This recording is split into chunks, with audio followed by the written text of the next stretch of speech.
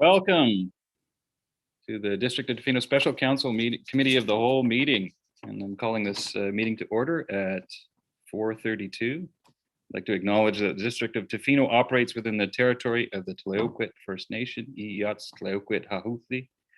And a notice to attendees that the meeting is being video recorded and will be published on the District of Tofino's YouTube channel. And we also have a spot here for participant introductions, but noting I think that the District of ADJOURNMENT is here all as one, and we have quite a few more participants than we anticipated. I think that I can see ACRD, Tla-o-qui-aht. I'm just going down to Tla-o-qui-aht is here. That for expediency, I think we can move right into the presentations and reports with an introduction of Shaun Heffernan and Bruce Gregg, or Bruce Grigg. So, and I'm Dan Law, the Mayor of Tofino. So without further ado, we're going to go into presentations and reports. Sounds good.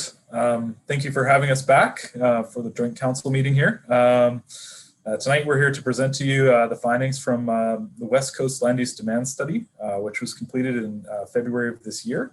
We'll be kind of following up on the previous work that we presented in 2020, which had some I guess it'd be early 2021, sorry.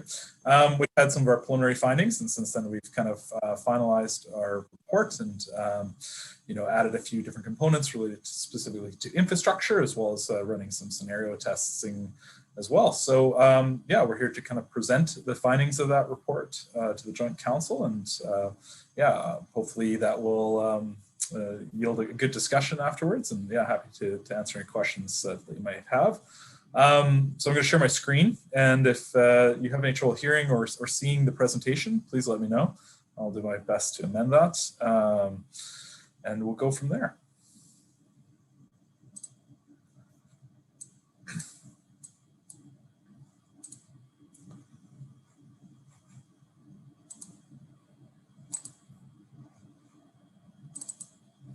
Can everyone see the presentation?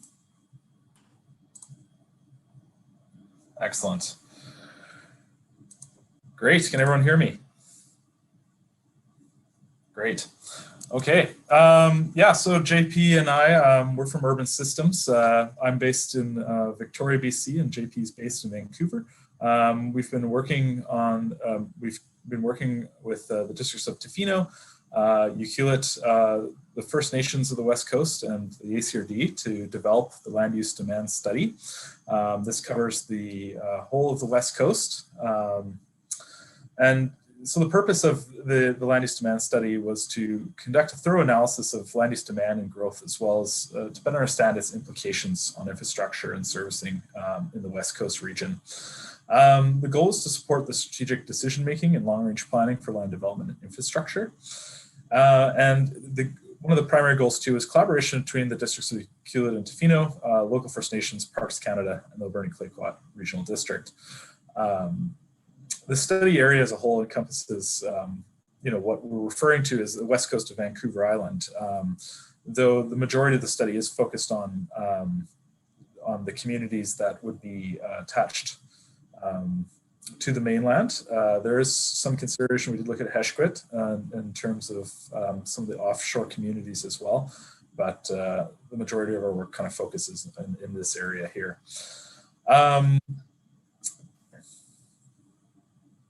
Yeah, so in terms of like the land use demand study overview, and I think it's important to think of this as a study and not a plan. We're really looking to kind of dive in and develop a lot of information through an economic overview. So we're looking regionally and locally, looking at demographic trends, economic trends in the region.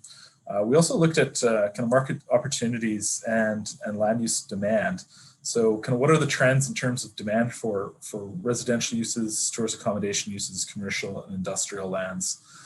And we also took a look at the land base of the communities to estimate growth for I guess, the growth potential for residential, commercial, industrial land uses as well.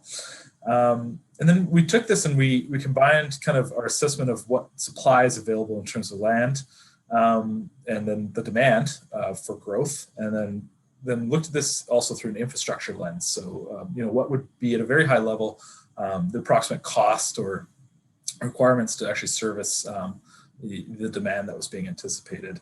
So there's a high-level review of infrastructure, and that's the part that's been added since our last conversation.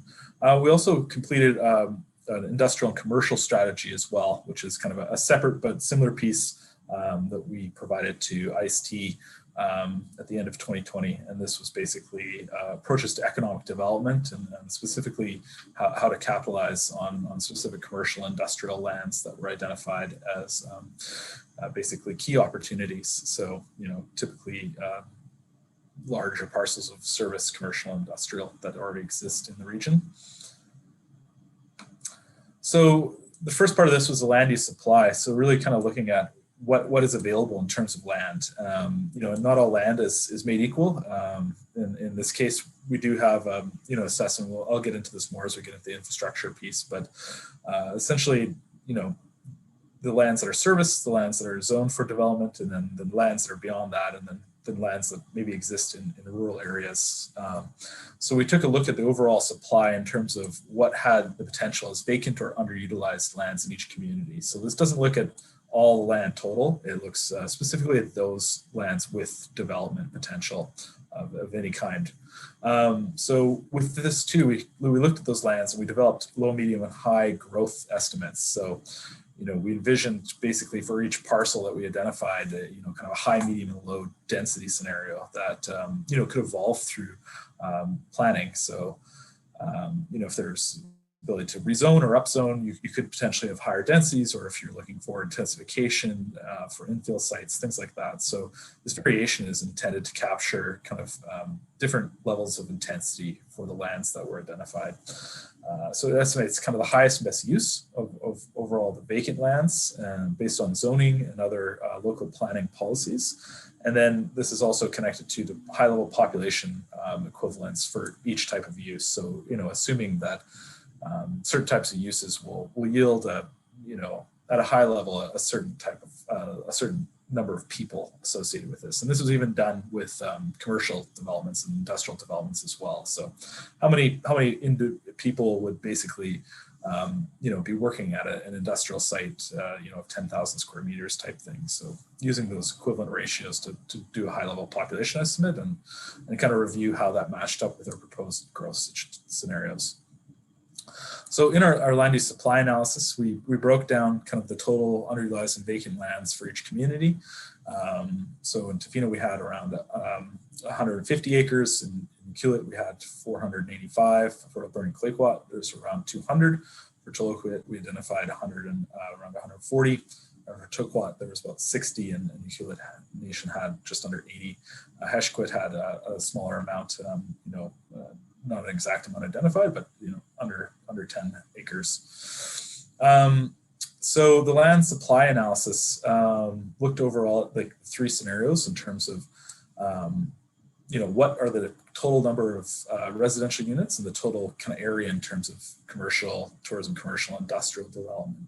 So in the low scenario, the land analysis showed there was potential in kind of lower densities, and this would kind of have greater emphasis on single, detached, and maybe medium density style of development, about 4,400 additional units based on current planning policy, and 3.76 million square feet of commercial, tourism, commercial, industrial.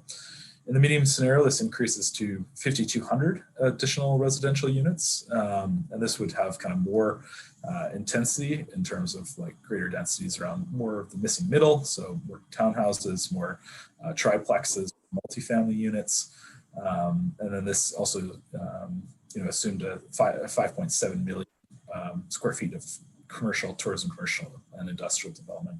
The high scenario, we have 6,100 additional residential units, and this would be kind of what we'd envision as kind of the maximum intensification of land use in the region.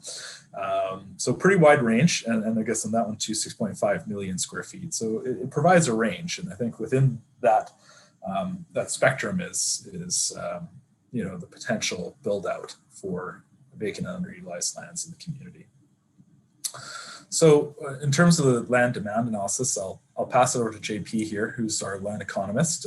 He worked on a lot of the analysis to kind of better understand, okay, what are the factors in the market that are actually driving growth, and how might those play out over the next 30 years? Thanks, Shaun.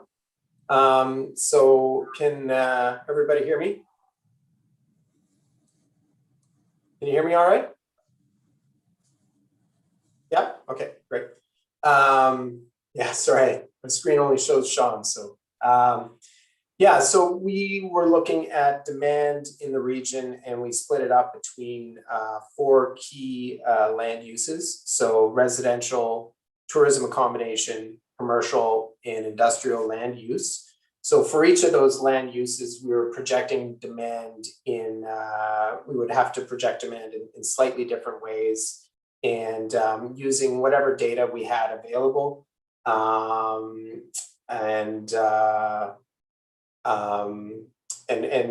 One of the key factors that we were looking at was population growth. If you want to go to the next slide, Shaun. So, you know, for each of those land uses, population would have an important impact. And forecasting, looking forward at what kind of population growth the region might have, we had 3 different scenarios that we're looking at. So low, medium, high. The low scenario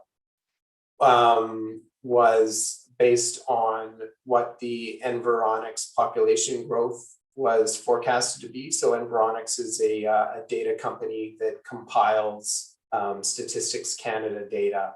And so we used that growth rate as our low growth scenario. The high growth scenario was what recent growth has been in the region. And obviously, the last few years have seen some pretty high level of growth. And so what the high growth scenario does is track, well, okay, if this growth continues over, you know, to 2050, this is what that would look like. And then the medium growth scenario was looking at what the provincial growth rate might be. Another factor for the low growth scenario is it's based on the regional district, and the regional district, obviously, Tofino and Ucluelet have been growing at a faster rate proportionately than Port Alberni. So that accounts for how that growth rate is a little bit lower. If we want to go to the next slide, this slide shows what those population growth rates would equate to from a household perspective.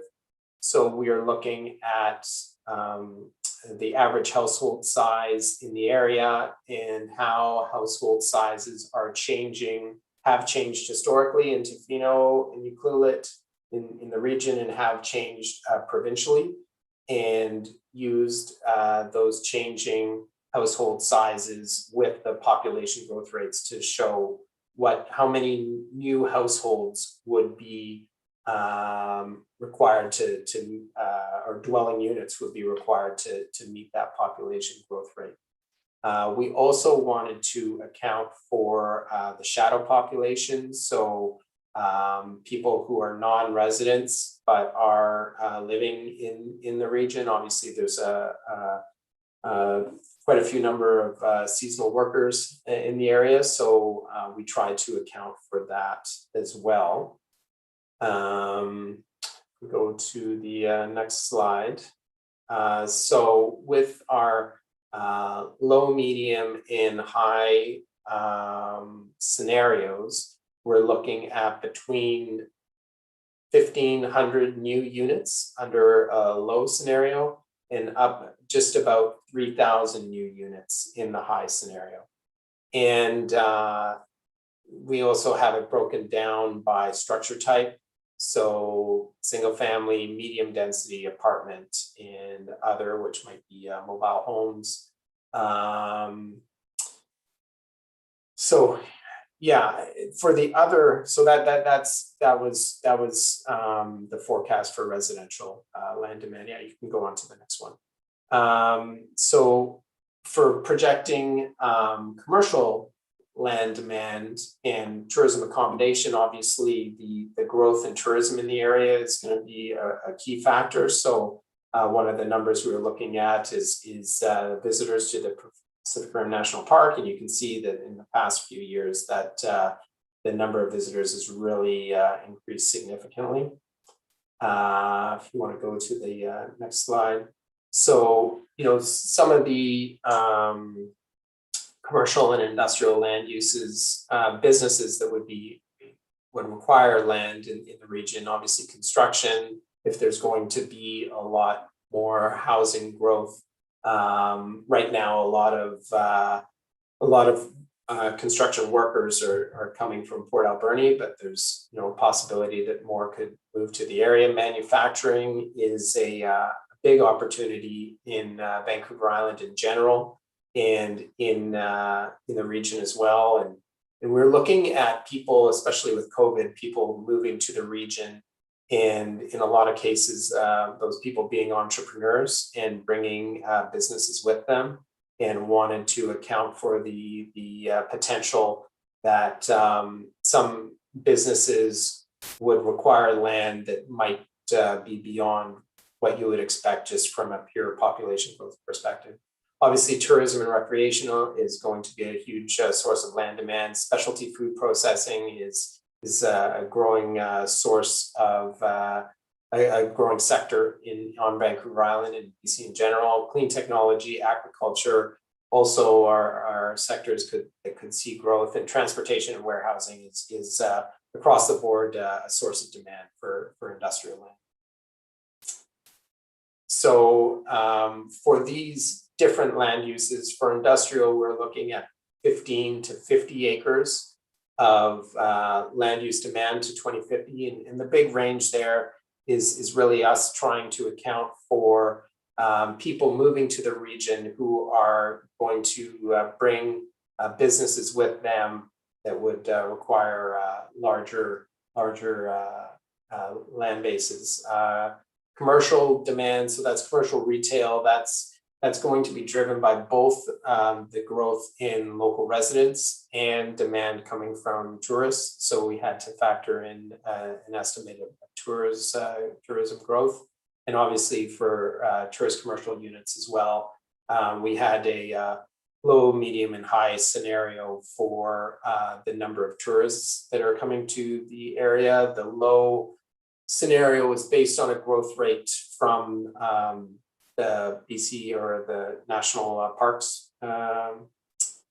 And the medium growth scenario was based on visitors, visitors to the area. That chart that we had previously, it was a 15-year, and then the high scenario was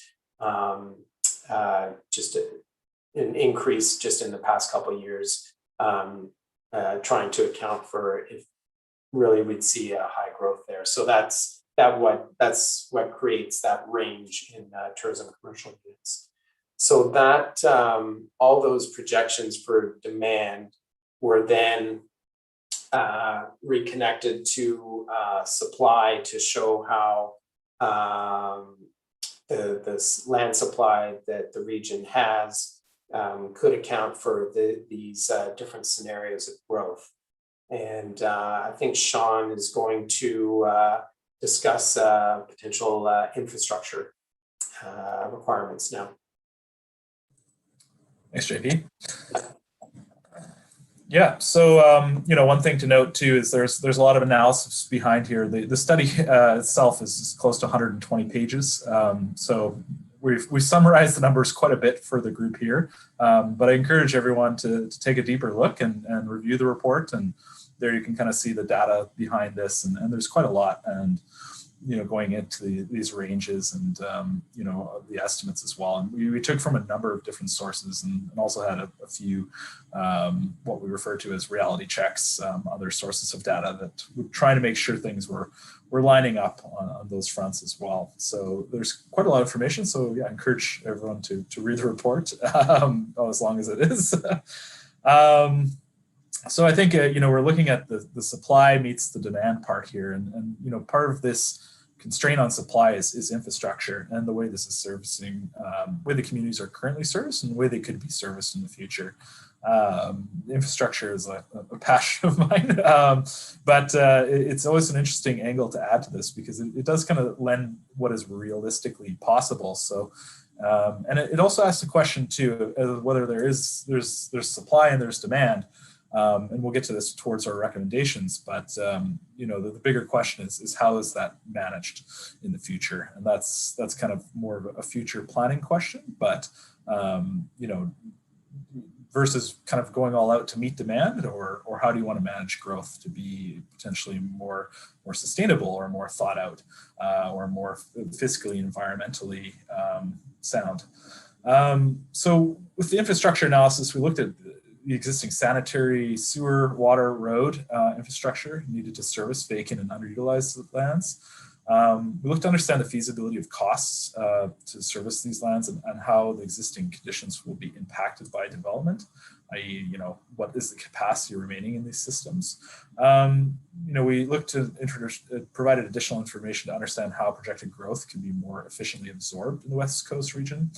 And in this too, we took the vacant industrial lands, we divided them to 6 service levels that indicate kind of current site servicing and the potential for future servicing.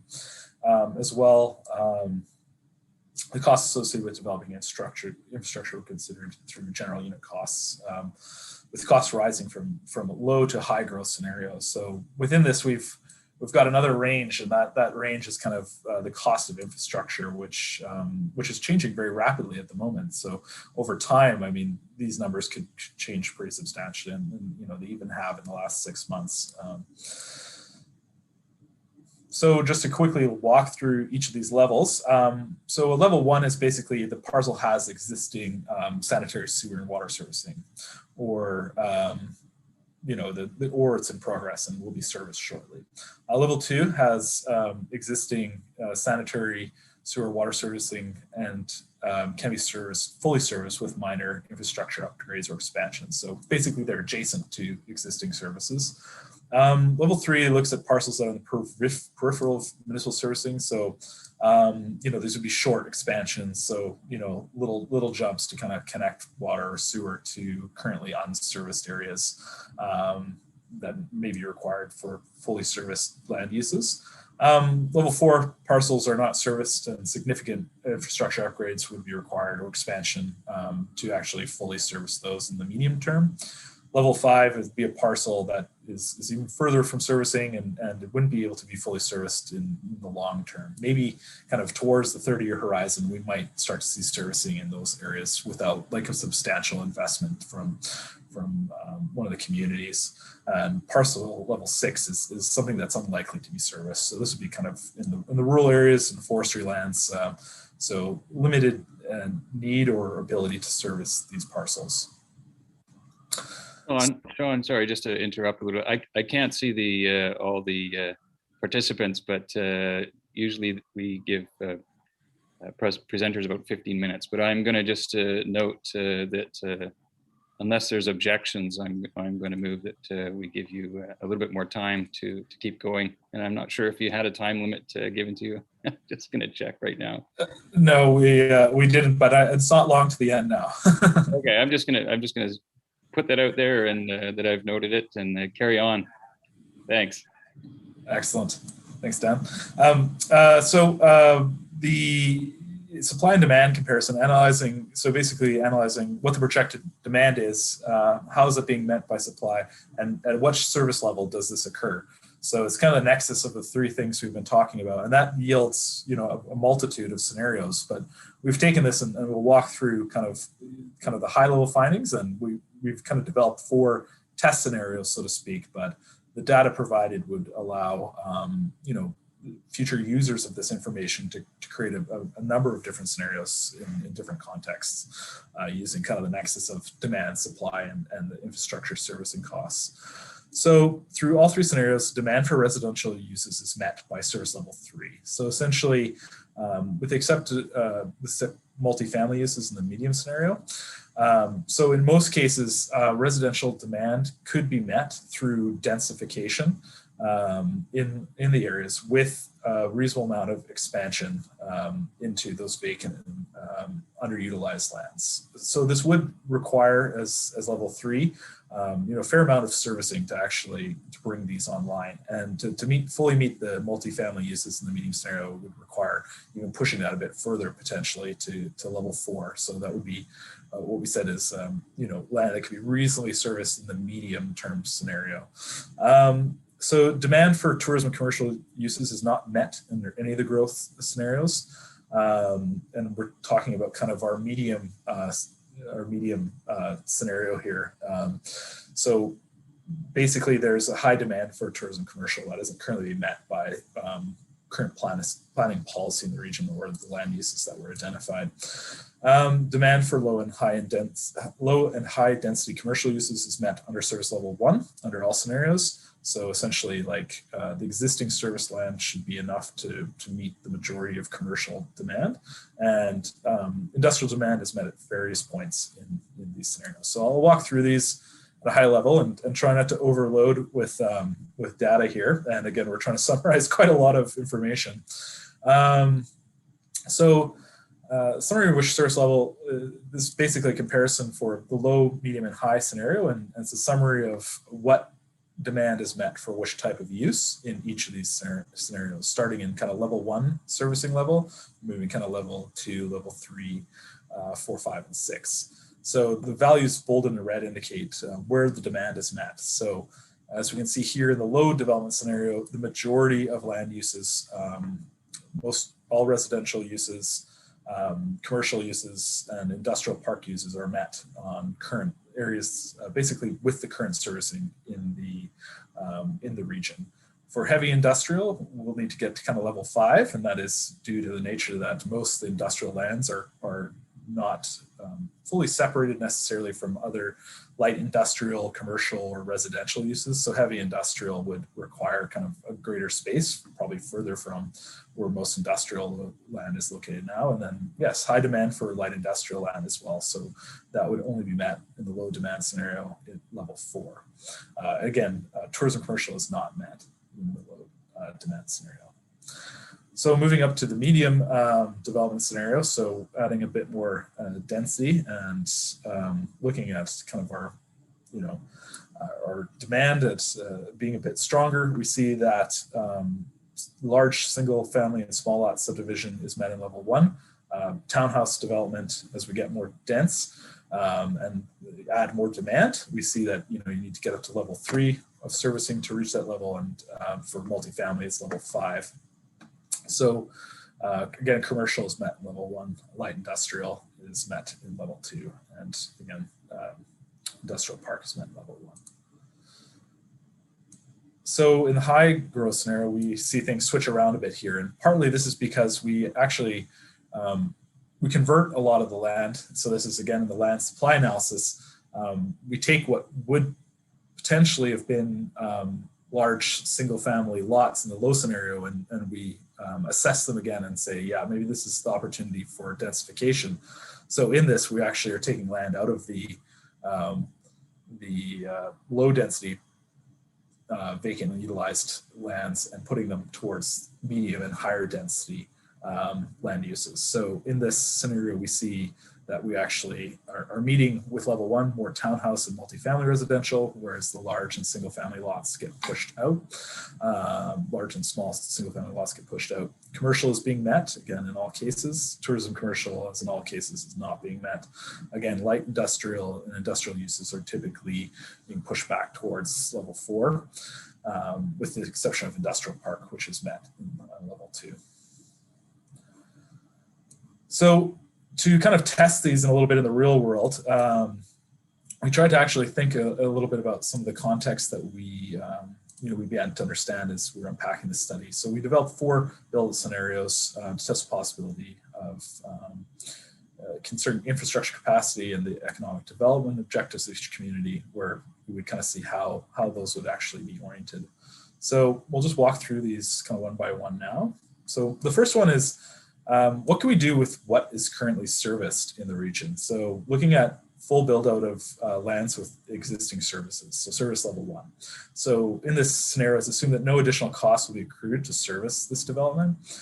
So the values again in bold kind of indicate what could be serviced given kind of the existing servicing that exists. So again, we see that in our medium demand scenario, we get all large and small lots being met with current servicing.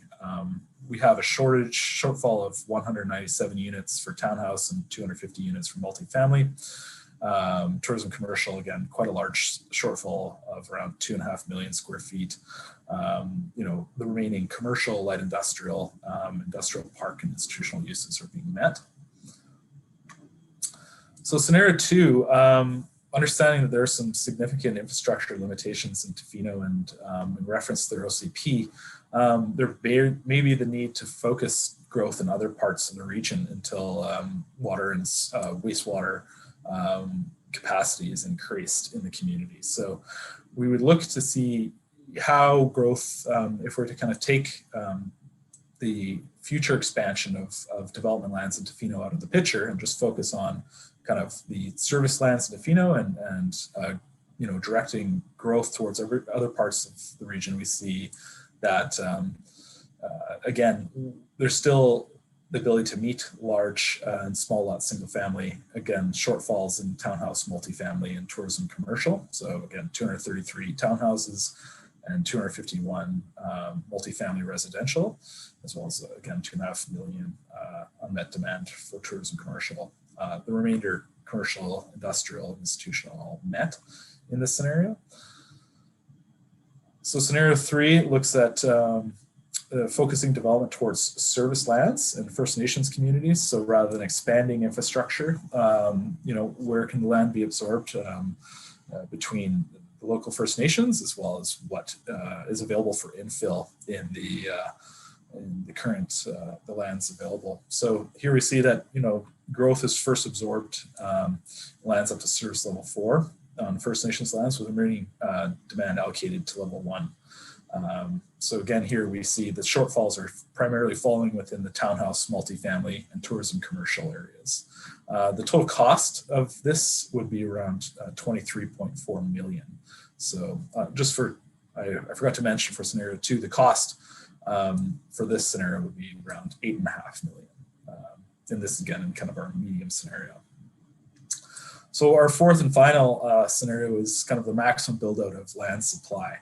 So this would be basically projects achievable growth, maximizing the use of land and directing lands basically until they're met, at what level that would be. So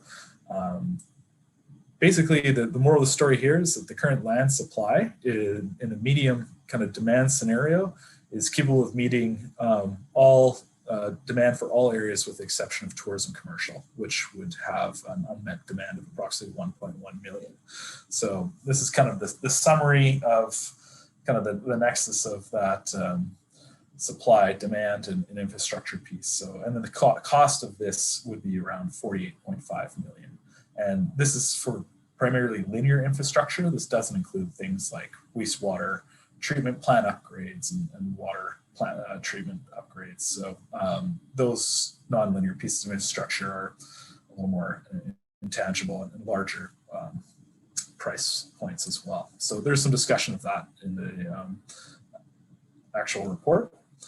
So coming out of this, I mean, again, this is a study, not a plan, but we developed a few recommendations based on these findings and for future consideration of the group here tonight and others who are using this study to guide future planning and infrastructure decisions.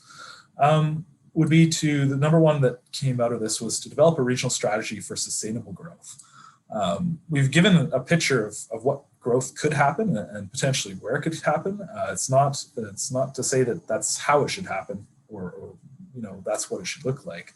So I think a key piece coming out of this would be, to have an opportunity for greater cooperation between the communities on the call today to ensure future development on the West Coast occurs in a sustainable and coordinated manner, and to take what the demand potential is, which is high, as we know, and actually think about what are the parcels of land, what are those vacant underutilized spaces that actually are best suited for development, and what are the areas that we would want to protect, or what are the costs that we're not willing to bear in terms of expanding into new lands to support this growth.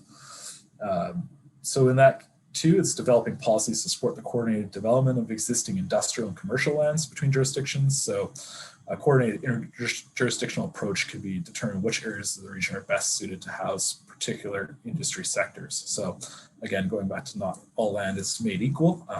Some types of commercial and industrial uses are going to be better suited for different parts of the region. And I think a deeper strategy in thinking about that. There's some in terms of the West Coast commercial industrial study that was a part of this as well. There's some thoughts about what some of those parcels could be and what they could look like, and some of the potential there. But there is a need for some greater coordination of how the region would like to direct this growth, and again, to thinking about what are the opportunities to grow, or what are the types of industries you want to support and see, and how do we incentivize those. So again, too, it's clarifying development goals and streamlining the development approvals process. There's an opportunity to coordinate land use planning policy and infrastructure policy between all communities in the West Coast. Having consistent regulations across all jurisdictions will be an opportunity to improve development, and also could support the implementation of a regional strategy for sustainable growth, where you could incentivize the type of growth you want to see, and provide support for those types of development. Shaun, just to interject here, you're going to ask you to wrap up pretty quickly here. Yes, sorry, just tickle my throat. This is the last slide here. So review opportunities to coordinate service delivery and cost sharing between jurisdictions. So again, this is the potential to cost share basically infrastructure and look to open up more service lands. So this is between First Nations, local governments, and the region itself, to kind of think about where those opportunities for coordinating service delivery might exist, and then explore development potential and raise awareness for key emerging sectors. So work with ICT to create a profile for emerging industries on the West Coast, and leverage success stories to attract and generate increased awareness to help desirable businesses locate to the region. I will note at the bottom here, the key constraint is that this action and others should be coordinated with regional housing initiatives, as the success of attracting these new businesses and employment growth will have to be coordinated with improved housing and housing directed towards that workforce. So thank you very much for your time. Sorry for the length of the presentation, but I hope it was informative, and yeah, happy to answer any questions anyone might have at this point. Thank you very much. If you could stop sharing your screen, I can see more people, and then we can open it up for discussion and questions. Thank you very much. Very informative, very interesting to read that report. I am going to open it up, and just to note, after this presentation, we'll go back, and now that we have all the participants here, we will go back and do a participant introduction following questions and comments for Mr. Heffernan and Mr. Raulot. Do we have any questions, comments for our presenters? Mr. ACRD's rep, I can see the one there. Go ahead, I can't see the Thanks. My name is Kel Roberts. I'm the Area C Director for the Regional District. I appreciate Shaun and JP's presentation. Of course, we had them present to us last year from while we were at Ucluelet Council. I appreciate all that work, and the presentation and report was quite well done. From our perspective and my perspective as the regional director, our general manager of planning and development, Mr. Mike Erg, is the one that would be the lead to talk about these issues more in depth. And any of the technical aspects from the regional land use study, if you need any questions or any conversation about that, Mike is the fellow to talk to. So I appreciate that again. Thanks very much, Shaun and JP.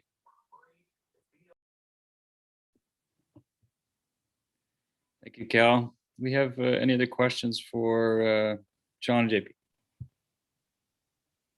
From District of Tofino, I can only see a limited number of people here. So if somebody wants to. Yep. Thank you, Your Worship, and I appreciate you chairing this today. Shaun, this is a great study, and I really find your recommendations, they're real. And I would ask you a couple of questions, Shaun. Can you tell me a region that's done this well? Yeah, I'll I can talk a bit to that. I think JP would also maybe have something to add to this as well. I think all regions are at kind of various levels of being able to coordinate servicing land use and development. And I think it's a real challenge in British Columbia as a whole. So, I think there's some regions that may have been more successful in doing this. But none that are doing it as well as they could, I would say. We have seen that, in Metro Vancouver and the Fraser Valley, there has been a higher degree of coordination in terms of industrial land use in particular. But, again, having multiple local governments and in a pretty small area, there's a lot of challenges there as well. So it's something I can't really point to one and say, yes, that's the model to follow. It's something we could potentially look into, unless JP has any kind of ones that kind of spring to mind of where it's. Really... Well, I mean, I think Whistler is an interesting example.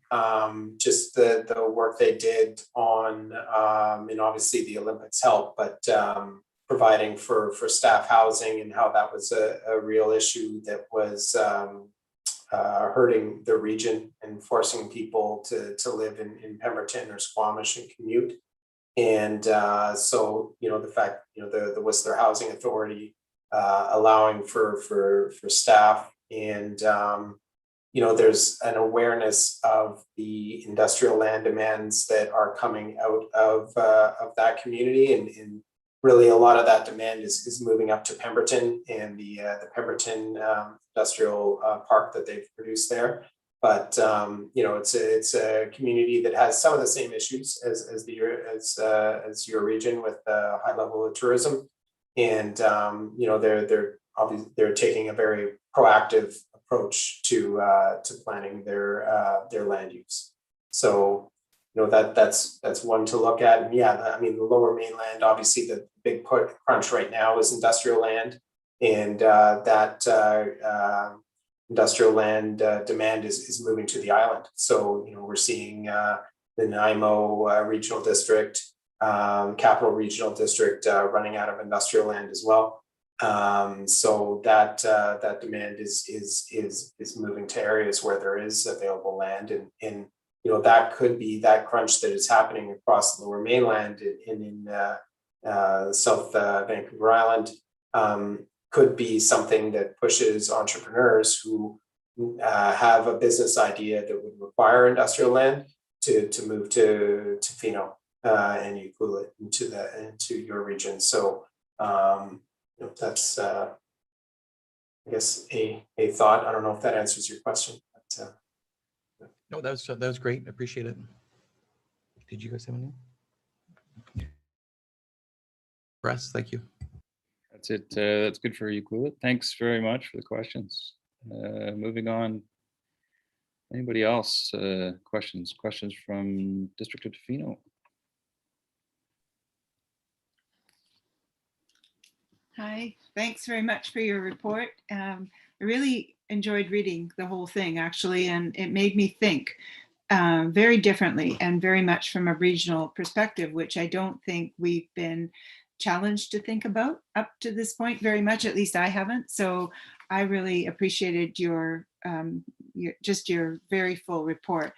And I think one of the things that I'm having a bit of trouble with in the recommendations, I think, is just this review and coordinate, the last sort of the points 3 and 4 in your recommendations, when you, 4 and 5, when you say review and coordinate service delivery and cost sharing between jurisdictions. And I noted that, for example, you spoke about the national park and this idea of coordinating with them. I think it is the water supply that goes to a certain point and then maybe could be hooked on. Am I right in that? But I mean, here we are having this conversation, and I don't believe they're at the table with us today. So that's a little bit disappointing. But I do think it's really hard because it's an ideal that we can strive toward. But I just wonder realistically, between First Nations and non-First Nations, and between very, very small communities who have the desire to grow and develop, and maybe a place like Tofino not wanting to see that commercial. So we've got lots of push and pull, and that idea of signing agreements and when you're reporting to different levels of government, it's just I hear what you're saying. I just I would love to have more conversations about best examples from other areas. These things are very, very difficult. So thank you for outlining them. I would love to have more examples of what might have actually happened or been done in another area. Yeah, those are some great comments. And I think a lot of what you're talking about actually ties into point number 1. I think that the potential for that regional strategy for sustainable growth is kind of the first step towards identifying where you want to grow. This outlines a lot of like how you could potentially grow. It doesn't necessarily that's necessarily how you should grow. So I think that question is answering that question will go a long way to understanding where are the opportunities to actually share infrastructure, because there's there could be many depending on what that regional strategy for sustainable growth looks like. That could if it is in that yeah, this area isn't, we're not interested in growing this area, or this area is better for environmental conservation. That focus of the report currently can be narrowed a fair bit, and it might actually yield a few areas where, okay, yeah, that is an area of interest for development and growth in the region, and what are the opportunities to service that. So it's not maybe about establishing agreements across the board between all jurisdictions, and there's definitely challenges. I work with the Victoria Airport Authority here. I work with a lot of interjurisdictional projects, but there's lots of examples where it's being done successfully. But I think those places that are doing successfully have a pretty strong regional sense of where they want their growth to occur and what that looks like, and where there's a kind of a mutual benefit to multiple communities, or the region as a whole, to actually developing those lands. So something to consider there. No silver bullet though. Definitely a challenge, but I think narrowing your scope and focus to the regional strategy for sustainable growth would be a good first step. Thank you. Anybody else? So questions for JP and Shaun? I see we've got Heshquit, Chief Councillor Charlson here. Nice to see you. Yeah, sure. Yeah, thank you, Dan. I guess the question is very specific to the people that live offshore. I know Pitsit, Howsett, and also up in Hot Springs Cove, the Heshquits areas. We've never had enough room for parking, and like actual accessible parking for our community. The permit process is really hard on members to to actually get somewhere to park their car without getting a ticket. I know that we can bring the tickets into the village green, and they won't. We don't have to honor the payment, but it's just one of those things where has there been any kind of anybody looking into where people that live offshore can park? Because if our communities continue to grow, and that's our plan, is to grow a bigger population out in Hot Springs Cove and Ahousaht. I don't know about Opitsit, but I know that there's going to be continued growth in the next coming years. So I think it's something that needs to be addressed. And I don't know who the appropriate people would be to talk to about this, but I do find it hard for myself, even just coming home to visit, kind of thing, to find somewhere to park. But it's just one small part of the whole grand scheme of things, but it's an important part for us that live out on the coast here.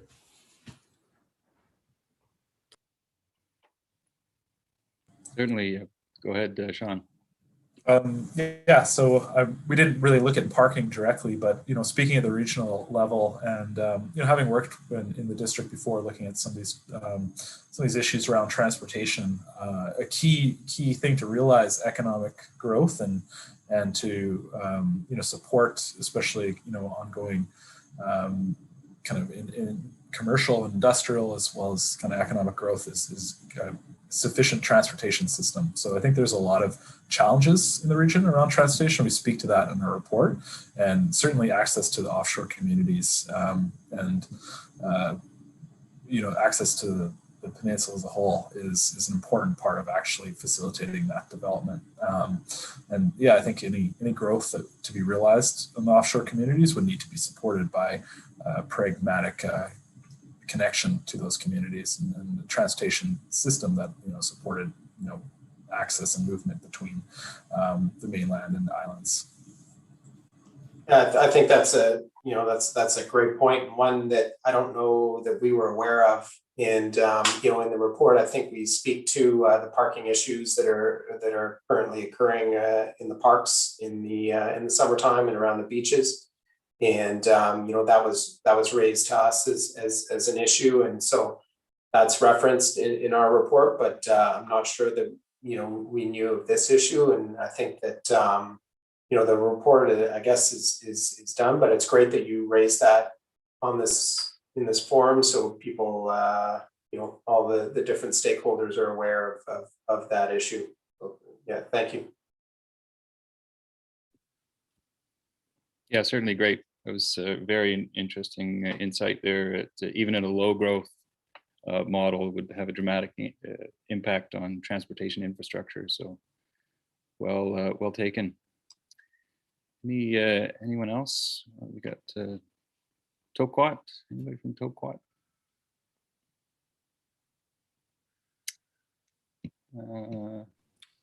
I'll say something. It's Noah Plonka from Tla-o-qui-aht Nation. Yeah, no, I think it's a really great study. It's really easy to visualize and kind of give a kind of a broad approach to what can be. Yeah, I think there's some good points there on, some of the discussions about parking in Tofino, and how do you, I don't know what the way around it is to have property that an individual can afford. I see that recent article with the $1 million overbid in Tofino there. It makes it really hard for somebody to purchase lands. But anyways, I'm really satisfied with the study, and I appreciate being invited to the conversation today. Thank you. I see a limited amount of people. Is there anybody that I would like to ask a question or make a comment for Shaun and JP before we wrap it up?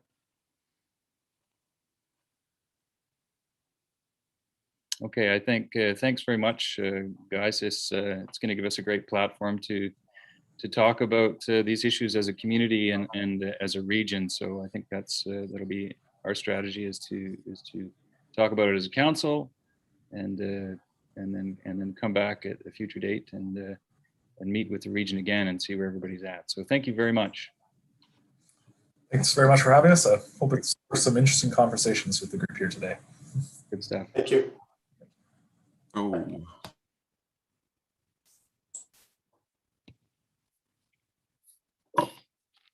Okay, so we did, I did defer the participant introductions, but since we're going to discuss regional priorities,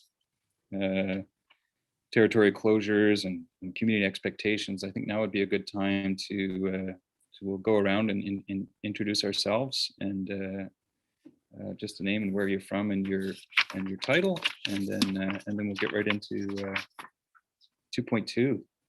Now, to forgive me because I'm not sure how we're going to do this without simply volunteers, but how about I go with the District of Tla-o-qui-aht first?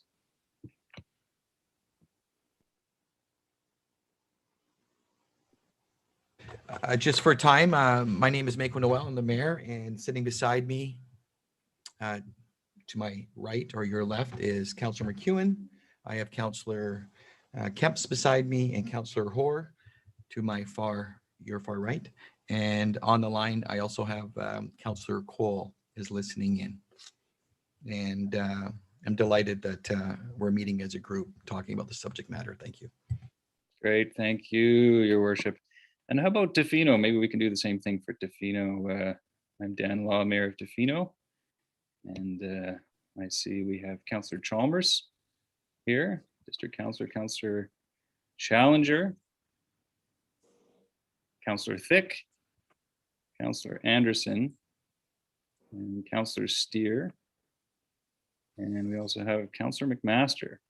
We also have our CO, Mr. McPherson.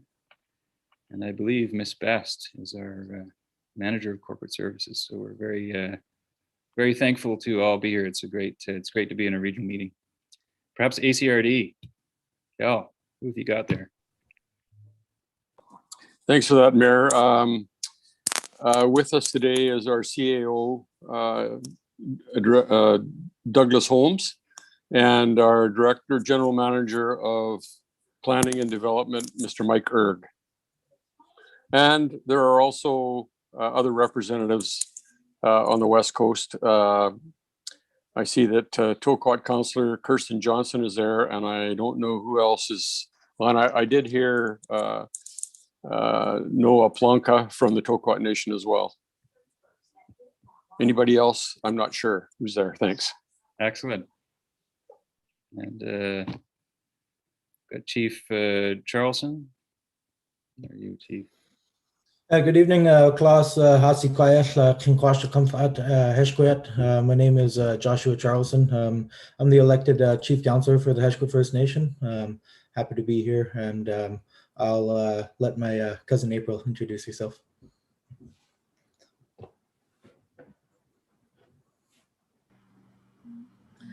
Well, hello, my name is April Charleston. I'm from the Kinquash. I'm Josh's older cousin, and I'm an elected council member from Heshquet. And I don't really have much more to say. Thank you for inviting us. Thank you for being here. It's a pleasure. Pleasure to have you all here. So we've got 3 bullet points under discussions for our 2021 regional summer priorities. And the first is territorial closures and community expectations.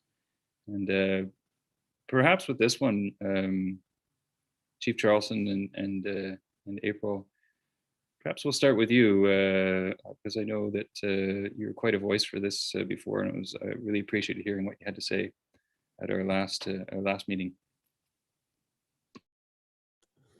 Sure, yeah, and we actually spent some time this week. I'm actually up in Hot Springs Cove as we speak, and we held a couple of community meetings after the restart plan was announced on Tuesday, and the short answer is no. Our territory is not open to the general public, and I can go into quite a bit of detail for all of you guys for the reasons why.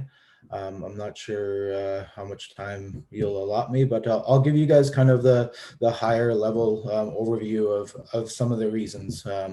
So there is still quite a bit of, I guess you can call it, the best word for it is fear over COVID in this small community. There is quite a lack of infrastructure health-wise on the entire coast. Our access to medical facilities is very limited. We have received a second dose of vaccine up in Hot Springs Cove, but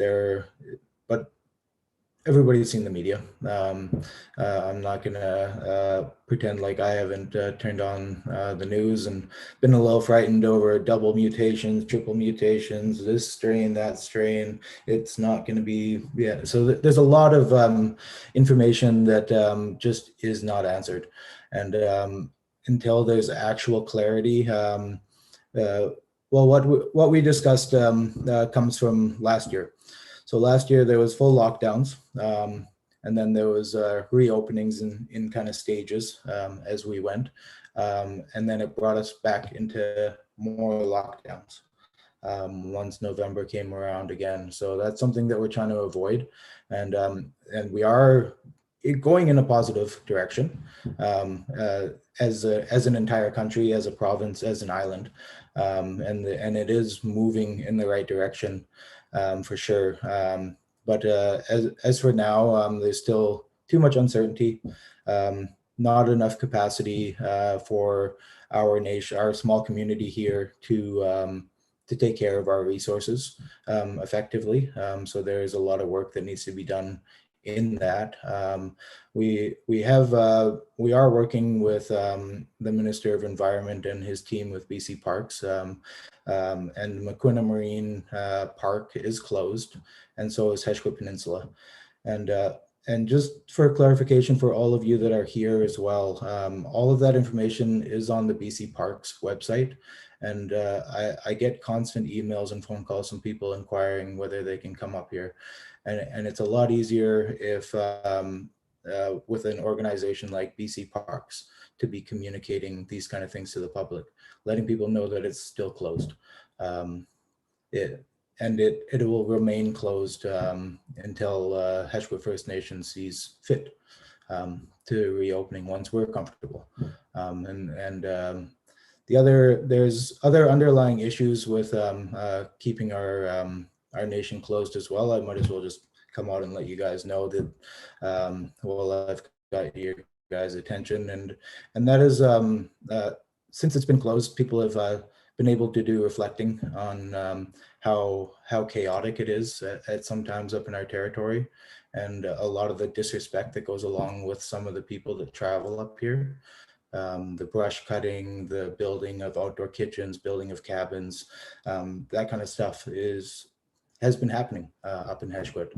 And it's just, it hasn't gone under the radar, but this closure has given the Heshkut First Nations community time to reflect on, do we want to reopen the community with such two disrespectful people to come up and destroy our place where we come from. And so what we want to really do is work towards actually having rangers and guardians and a presence in our territory, so that when Heshkut First Nation sees fit to reopen, that we can make sure that people aren't coming in and just disrespecting our place.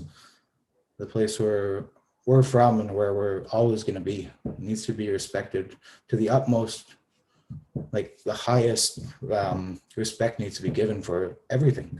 And I know it's seen in Tofino too. I lived in Tofino. I've worked there, and I've gone to beaches. I've seen the after parties and all the garbage on the beaches and stuff like that. It's an ongoing problem everywhere. But when you've got time to reflect and you don't see that disrespect, that's when you start thinking, hey, like, it's nice not having to worry about people disrespecting our home. So we're kind of taking a step back, and we're going to figure out exactly what it is we need to feel comfortable with people coming back into our territory. So that's where we're coming from right now up in Heshkut. So thank you for the time. thank you very much for sharing that. That's great. It's great to hear from you. And what about, I know we've discussed with ACRD, perhaps Kel, you could have a comment on some of the possible issues in the ACRD coming up for this summer. Yes, thank you, Mayor Lai. I do appreciate that. Joshua, from the regional district perspective, I just want you to know that the ACRD supports messaging from the West Coast communities in relation to travel restrictions during the pandemic. We support all First Nations on throughout the province, but particularly on the West Coast. It's extremely important for our relationship with everybody, and yeah, so it's really disheartening to hear that. On another note, one of the issues that we've discussed recently is that that of illegal camping and unauthorized inhabiting of communities such as the Heffernan Nation's properties and the Tla-o-qui-aht Nation and Tla-o-qui-aht, and it's all over. What the regional district has done, without giving out too much information, is that we've retained contract resources to continue working in the working group in relation to unauthorized camping, and further discussions will be initiated in the not too distant future. So from our original working group, we're expanding somewhat, and hopefully this contract that we're working with will give us some really good insight and some direction to deal with all of those issues. So thanks for that. Super. Maybe moving along to Tla-o-qui-aht, away from Tla-o-qui-aht, discussing territorial closures, community expectations, and even some, I think we're moving into preparations and initiatives that each community may be contemplating or putting into action. Yeah, at Tla-o-qui-aht, we have been continuing our state of emergency, and we're following closely with what BC's doing. So we won't be opening until BC takes theirs down, but we have added restrictions. Like, I live in Ucluelet, and I'm not able to go visit my family because it's closed to non-residents. So we're taking it pretty seriously. And Noah might have some information on camping and stuff like that, if he wanted to add anything. Yes, Noah Blanca here. It was good to hear what Heffernan had to say, and it really is a time that we really get to understand like the peace and how nice and what the beauty is on our lands in our area when the public's not there. But that being said, certainly miss the company out in the area. I mean, we've been on lockdowns for over a year now out in our homelands of Tla-o-qui-aht. Not only our homelands, all of our TSL lands. We, like as Kirsten said, we're currently still closed, and we are looking to maybe open up our campground and marina July 1st is kind of what we're shooting for, but I guess we're waiting for phase 2 and maybe phase 3 of what BC is doing. But yeah, I mean, it's certainly of importance for the general community and surrounding areas like Salmon Beach and our Tla-o-qui-aht citizens access to water with our new marina facility. So, I mean, we were closed all last year, and we're looking to open up this year with some restrictions, obviously. But Tla-o-qui-aht lands may continue to be closed, but we might just open up the campground leased area to the public.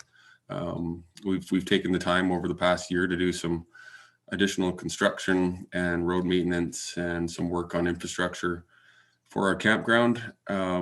We are actually running infrastructure to our campground starting June this year. So there will be some construction delays to our campsite and whatnot, but we are looking forward to, we are working with Parks.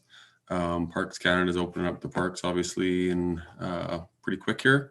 But our campground will remain closed until July 1st at the at the earliest. But yeah, anyways, I thought I'd pass that message on and visit our secretbeachcampground.com website for opening information and whatnot. But appreciate the time. Thank you. Thank you. I might have to get out there and reserve a spot here. Yeah, well, we did some additions to our marina over this last year. We built a breakwater surrounding the campground or the marina, and we added some more slips. So it was a lot more protection for boats and vessels. So it's shaping up really nice. Super, thanks, Kirsten and Noah. Over to you, Clulet. Mayor Noel. Anything from you? Well, I think, we're just following the BC restart, and we're all going through these uncharted reopening. It was difficult to close, but I really echo what Chief Charleston and what Mr. Plunka has stated. I think we all, in every one of our communities, have really had some moments of reflection regarding the tranquility of where we live, and I think it gets lost in this translation. I often say, and I don't like to, it's not too much of a joke, but we're going to look back at the tranquilness during all our communities, and when it gets back to a little bit of normality of the place that we call home. For me, it reminds me of growing up here in the 70s and 80s, and that has been lost in translation. But I think voices, as we all reopen and we gather like we are right now, although very formal and being recorded, I think, I hope, and I'm going to put you on the spot here, Mr. Holmes, sorry. And I think one of the things in the West Coast Committee, when we look at the recommendations that have been provided and we're looking at reopening, we're always trying, there always has to be one champion in the room about who's going to take these conversations, because when we all hit leave meeting here, someone's going to assume someone else is going to be taking the lead on these conversations. Obviously, Mr. Roberts did leave a bit of an indication about that. I think ACRD, I hope, is going to be able to do that. And Mr. Holmes will go with what money and what personnel. But I think, I hope that the West Coast Committee will be able to hear what is the concerns and conversations being had here. And maybe there's a great opportunity. I know that Heshquit and Tla-o-qui-aht don't sit at that table for whatever reason that is, but I'll let Mr. Holmes discuss that. But it would really be nice to bridge those conversations. And that might be a great first step about getting a couple voices that aren't here, because the few times I've been able to listen to Mr. Charleston, his points that he brings up, I think are valid, are necessary, and I believe that those are the things that our two districts need to listen to and start to support a little bit more than we have in the past. So, Mr. Holmes, I'm going to hope that maybe you can give us some access and maybe some paths forward as we try to navigate in the region in a different way. And sometimes I feel that the Valley, the summit there, is a big block about the engagement at the ACRD level. And I'm hoping that the West Coast Committee might be able to help out on some of these topics. Well, if I may, Mayor Law, make a couple of comments about that. A couple of things. One is I don't have the terms of reference for the West Coast Committee in front of me. I have it in my mind, and I certainly could be mistaken about this, but Heshquit and Ahousaht, Tla-o-qui-aht, I think all have a seat at the table. There's a meeting coming up on Wednesday for the West Coast Committee.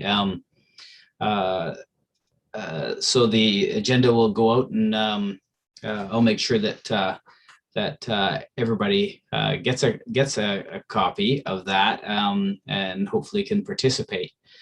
In terms of what the answers or solutions might be, the particular item that we've had a couple of meetings on so far with respect to unauthorized camping is certainly one of the most complicated situations any of us have seen. In terms of what the courses of action might come from, I think it's going to come from the conversations that have started already, and it's a bigger file than our office can carry, and so that's what Director Roberts was talking about in terms of adding some resources for that. The Regional District Board has is I think has put a little bit of money in the financial plan from the COVID restart money, because of course the statistics probably are the easiest to understand, coming from Tofino, going from 64 illegal camping on the streets infractions in 2019 to 600 in 2020. And I've got those numbers roughly right, I think, but you know, that's a staggering change, and it's happening in all kinds of ways, in all kinds of locations, and so what actually happens where, I think those answers have to come from the collaboration of this group, and so that's what we're trying to provide, is that forum and a bit of coordination, and that coordination with so many parties, you know, meetings of 40, 50, 60 people, is what we're going to get some help with, and see what can come out of that.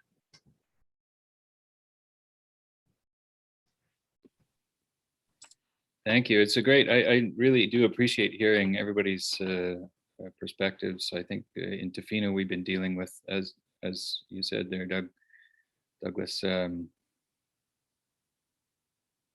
tremendous behavior changes last year, and an influx of illegal camping and all sorts of stuff. So we as a district, of course, have been dealing with that and trying to implement some changes, and also, you know, conceptually start to think a little more broadly about the direction where we're going and how we're getting there. So thank you very much. I'm going to open it up for Tofino. I don't want to take all the airtime here. Councillor Steer. Thank you, Mayor Law. And once again, I appreciate the opportunity to have a regional conversation on some of the issues. And some of those issues that everyone's spoken about are front and center. And some of the regional issues that I see maybe being priorities moving forward is, of course, housing is one of the biggest issues that affects us all regionally.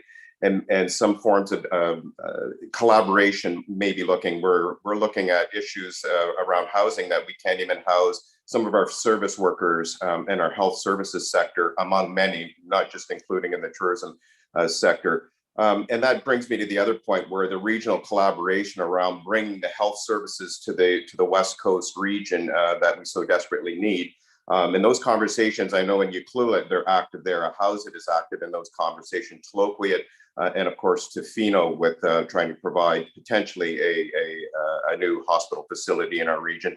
And then one that's been talked about quite a bit already, and Mr. Holmes alluded to, and that we've been working at the ACRD level as a director there as well, is the unauthorized camping in our region. And as he pointed out, is a complex issue. And I think in the last meeting was 50 or 60 stakeholders, and the ACRD has stepped up and is recognizing that more resources were needed, and that the capacity within that particular organization couldn't meet those needs. So that's another area of collaboration that the whole region might be able to participate in.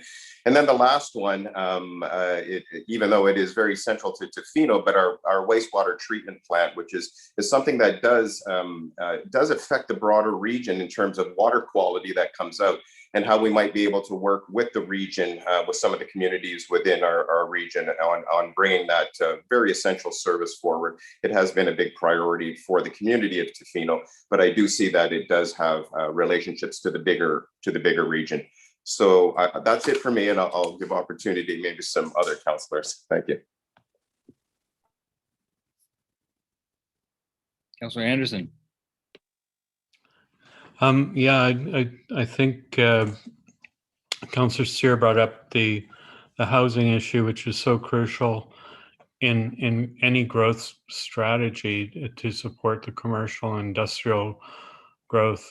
We need to have actual housing, and the category of residential doesn't break out really what is housing. We have a lot of residential, probably enough to cover some of these growth scenarios for needs of employee housing, but the residential is simply not being used as housing. So I think as we look into the strategy, we're going to have to kind of break out what residential means when we zone for residential and build for residential, and then it becomes accommodation use. We don't get the benefit to the other sectors of the economy of providing employee housing. So any kind of growth scenarios is really going to have to look at that category of residential in a little more detailed and broken down way. So yeah, that's some more in-depth work needs to be done just to provide people to to accommodate the growth scenarios. Thanks. Thanks, Councillor Anderson. See nobody else jumping up. Joint communications planning. I think I do appreciate this. I think it's great to get together and just hear and see everybody from the region, representatives from the region. And going forward, it'd be nice to carry on with this. But I'm a little bit new to the game here. So is there a plan to carry on these meetings forward? Timing as we go through the summer, as we've already talked about the BC restart, maybe perhaps coinciding with some of the major milestones coming up, and just rechecking in and seeing where everybody's at, and meeting some of the major concerns as that restart plan goes forward.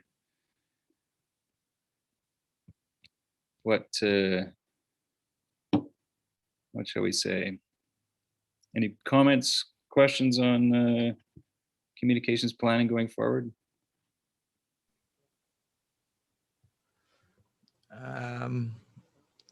By the show of hands, was there anybody that attended the regional phone call that was set up for today by chance?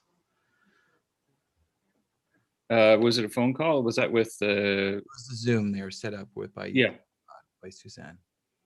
That was with MLA Osborne. Today's? No, but there's the bi-weekly regional call set up usually by Suzanne with Tla-o-qui-aht. Mr. Holmes, you're on there loyally, aren't you? It was just Suzanne and I today. We had a great chat. You are, and I'll acknowledge the fact that Mr. Holmes isn't on there all the time. I would encourage everyone, if you're not getting the link, I think that's the best avenue right now, just to keep ourselves in check with each other as we go forward. And if you don't have the link, or you can't attend it, I would encourage that, one person from each community, just get on. And most of the time, it's usually a good indication for the region when there are no concerns and there are no big messages to get out. But, at times there is some regional messaging, and I think everyone's participated on that. And I really want to do a shout out to staff that do take the lead on those regional messaging, and everyone is encouraged to participate on that. So, Mr. Holmes, is that done bi-weekly right now?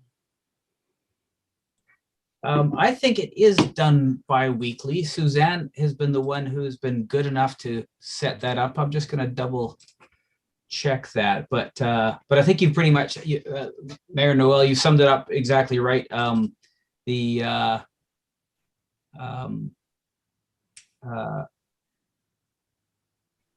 that's a pretty broad. Yeah, it's a pretty broad group out there. I'm just looking through all that's organized there, and so there's lots of names from, I think, every jurisdiction that's on this particular call. What I can't see, and I'm sorry about that, is I can't see how often it recurs. But I think it's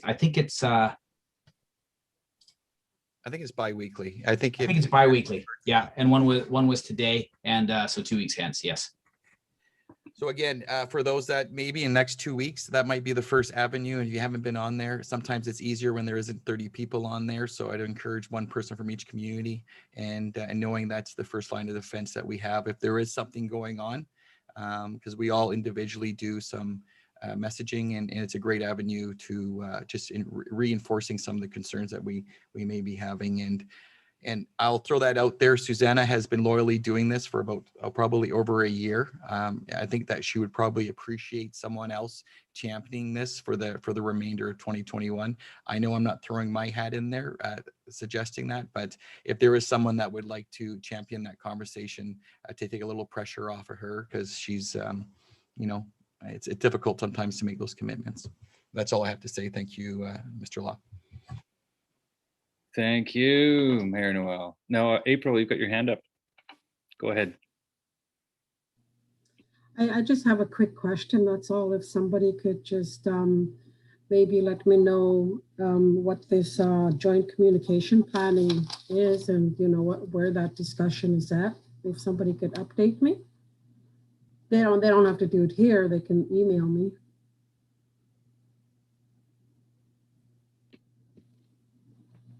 It's a very good question. Joint communication planning. I think it's anybody fully versed on joint communication planning. I think it's getting all of our messages the same and keeping the region all in one voice. Virtually is that April. That's it. I think Mr. Charleston, in the last probably 4 weeks, we did a regional message. We've probably done, I'm going to guess, about half a dozen of them. I'm guessing when I say that. And, we all do our individual ones. But when there's a real message, April, that we really want to get out as a strong one voice, there are been some bulletins that have been endorsed by all our communities. And that's what my understanding that subject line is. And sometimes that conversation does originate at the regional call that happens every couple weeks. And I really want you to know, April, if there is something that's popping up in between those calls, our staffs at all levels are here. I think they already have a template and they already know all the key players. And we do our best to ensure that all our neighboring communities are up to speed, and we really encourage everyone's involvement with signatures and logos and etc. So it's just really one loud voice. I hope that answers your question. It does. Thank you. And when you started answering me, and I remember Josh bringing some of that information to us over the year now. So I just didn't know that there was a joint communications planning committee. So I don't know if I somehow missed that in my selective hearing to Josh, but thank you. Thank you, April, for the question. It's been great. It's been great being part of that. Thank you, Mako, Mayor Noel, for doing a lot of the spearheading on that. Thank you very much. We're heading to 6 o'clock. If there's any other comments and questions before we move to adjourn? Seeing none, I will say goodbye and thank you all very much for participating and sharing. And I look forward to continuing on with more of these. And that's, we'll adjourn.